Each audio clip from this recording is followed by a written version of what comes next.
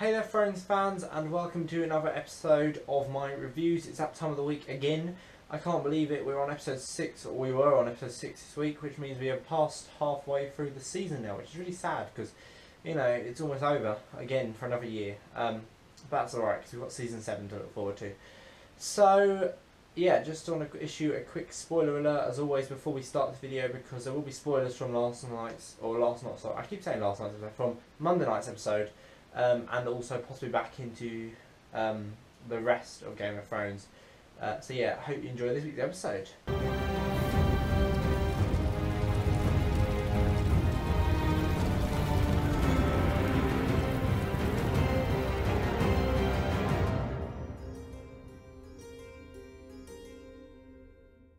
Okay, so the title of this week's episode was, Season 6, Episode 6. The title was Blood of My Blood. Now, although it wasn't said by any specific character, it usually refers to the Carls of the, the Dothraki and their Blood Riders, who are like a group of really close friends and protectors. So they're kind of like 3 or 4 of them. So that's kind of why it's called Blood of My Blood, I assume. And Daenerys has sort of gained many Blood Riders in a way, because she's kind of got this whole army who are all there to protect her and support her. So I assume it's kind of why that is, because she's gained this, I don't know, like a giant army. And a lot of the characters this week gained some support in some way. So I assume they're all kind of gaining Blood Riders, which is kind of why. And my 5 words are under then. I've got 3 words this week, and my 3 words are old characters return, because we had about 3 characters, I think it is, 3 characters this week that have returned who we haven't seen in a while. So yeah, I will explain as we go along who they are. So we start down in King's Landing, which was back this week after its absence from last week's episode. Now, the conversation between Tommen and Margaery before her Walk of Atonement was very strange, because Margaery seems to have been indoctrinated by the Sparrows, and I don't know whether that's because she feels the need to do it so that she doesn't have to do her Walk of Atonement, so whether she's playing them and tricking them, or whether she is genuinely converted to the faith of the Seven, really. I don't really know. It's a little bit of an odd storyline that they've decided to go with. And Mace Tyrell and Jaime turned up at the Great Sept of Baelor to order the release of Margaery and Dolores. However, the High Sparrow told them that Margaery will not have to perform her Walk of Atonement, as Tommen has agreed to unite the faith and the crown, which made me a little bit, I don't know, it was a little bit disappointing, to be honest, because I was expecting this kind of massive fight between the Sparrows and Jaime and Mace and all the Tyrell soldiers, and there wasn't really a lot going on. It was a little bit of a boring scene, to be honest, because they just sort of turned up and talked. And usually face-offs like that are usually faced with a giant battle in Game of Thrones. I mean, we've known from past experience that they never talk for long.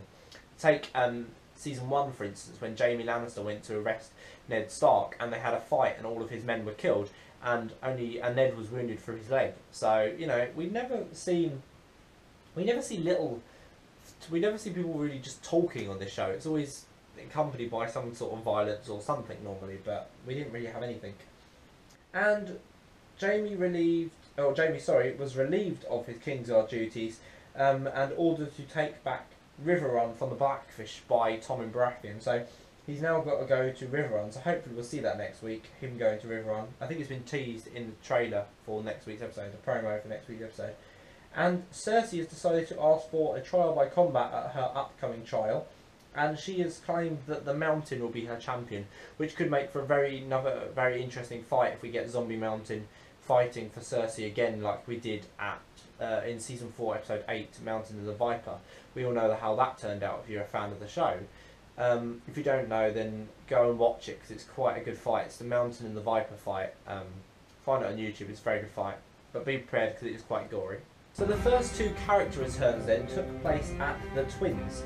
Now, Lord Walder Frey has received word of Riverrun's fall to Brynden Tully, in brackets the Blackfish, because he has retaken Riverrun for the Tullys, which is their old home, really. The Tullys used to own Riverrun before all this started, and in the first 3 seasons as well. They still held Riverrun before it was taken by Walder Frey. Now, Walder Frey returned, as we haven't seen him since episode 10, I think, of season 3. The I can't remember, Almisa, I think it's called, and that was in the aftermath of the Red Wedding. Now, Walder obviously wants it back because it's been taken from him, and he has held Edmure Tully prisoner since the Red Wedding, and he's going to use him to retake Riverrun. Now, we may be seeing that next week. I hope we do. So, obviously, Riverrun is where the Tullys sit, and now Lord Edmure Edmure Tully is now Lord of Riverrun, so he needs to kind of get it back for himself. So whether the Blackfish and him will team up and he'll betray the Freys and kind of kill them all.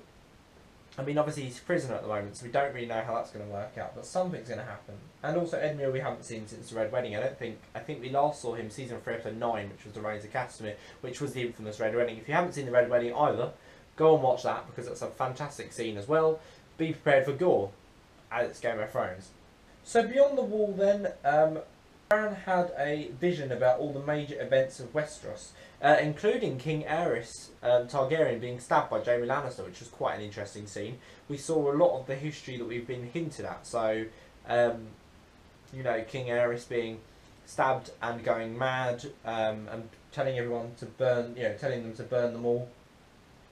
And Bran and Meera were saved by a cloaked figure, a mysterious cloaked figure, who we didn't know who it was until later, when he took off his cloak and his scarf, and it turned out to be Benjen Stark, who we haven't seen since season 1, after he supposedly went missing beside the wall, on the other side of the wall, or north of the wall, sorry. And he has told Bran that he needs to become the Three-Eyed Raven and control his warging before the Night King comes south, because I assume that Bran is going to play a major role in the wars to come, which will be quite interesting to see Bran as the Three-Eyed Raven taking on the Night King. It's going to be quite interesting, I think. It'll be a good storyline. We saw a new location this week at Hornhill. Now, that is the Tully house, sorry, not the Tully, the Tarly house, or the house of the Tarly seat. So that's Sam, Gilly and Little Sam arrived to meet Sam's family, who are the Tarlys. Now, there was an awkward family dinner as Randall Tarly insulted his son and Gilly. Gilly tried to defend him, however, she let slip that she was a wildling to Randall Tarly, and Randall told Sam that he had to leave Hornhill, but Gilly and Little Sam could stay where they were, or stay with them, and that was kind of a little bit horrible to see that, really. Randall Tarly, we've never really heard much about him, other than he's been really mean to Sam. And in the books, we see a lot more of this meanness in Sam's history, when it's Sam's chapters and stuff. Like, he tells, in his head, he's thinking about his father a lot, and what he used to say to him and stuff, and all the horrible things.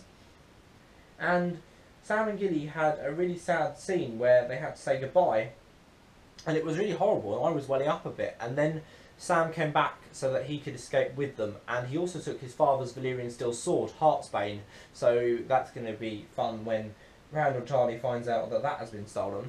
So over in Braavos then, Arya watched the play of Westeros' history and snuck backstage and poisoned Lady Crane's rum, which was a really clever scene, I think. It was really well done. She was really sneaky, she did it really cleverly, she acted it really well, Maisie Williams.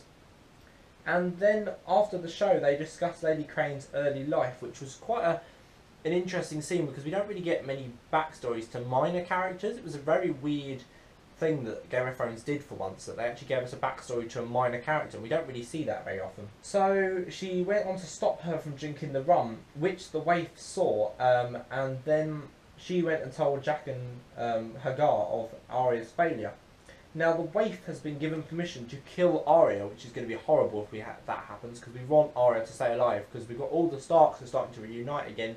It seems that the Starks are starting to reunite, and I really want to see all of the Starks reunited at the end of the whole series, like when everything's finished. I'd love to see the Starks together. And she retrieved Needle and hid it in her room, which is good because it means that she's starting to get her old self back. And I think she's realised that actually she's made a terrible mistake coming over from Westeros to Braavos, so I think she may go back possibly again. which will be quite interesting to see her return to Westeros. And finally then, let's talk about the ending, which happened conveniently on the last point of the map, which is the Dothraki Sea, or we're going to use base Dothrak for this.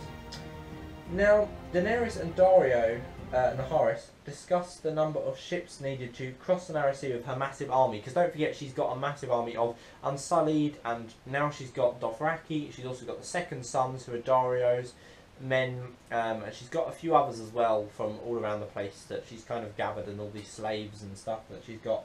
So she has a massive army, and that was quite interesting to see how much work she's done, because Daario reckons she'll need 1,000 ships, to transport everybody across to Westeros. It means that she's freed so many people and helped so many people that they want to support her. Now, Daenerys rode ahead alone to see a strange gust of wind, because it was a gust of wind, and she went to follow it and see what it was, because I think she knew what it was, but the audience were kind of anticipating what it was. We thought it was going to be something really important, and it was. It turned out that it was Drogon, her dragon, who she flew away on the back of season 5, episode 8, I think, or 9, one of the two, where she flew away on the back of Drogon, and she was riding him again this time. And then she did a massive rallying speech, which was amazing, and that was the ending. There was her speech, and basically meant the whole, kind of to sum it up, she was basically asking the Dothraki whether they would ride with her on the wooden horses that crossed the sea to go and retake Westeros, and they were cheering and shouting and clapping. So I assume we are now going to start seeing her travelling across the Narrow Sea to go and retake her kingdom of Westeros. So that would be very interesting for us to see in the next coming weeks, or possibly next season. So my overall conclusion for the week then, it was another exciting episode with more twists than we can handle in one sitting. I felt like there was so much crammed into this one episode that I need to re-watch it to retake everything in, and make sure that I got the full impact of it. So when I get the DVDs, I will be watching these really carefully, to see if I find any more little hidden gems that I didn't notice the first time round. And really, I just want them to bring on episode 7 now. I just want to watch episode 7 now, but I have to wait till Monday, which is really annoying. But, it's only 4 days away, so it's quite exciting.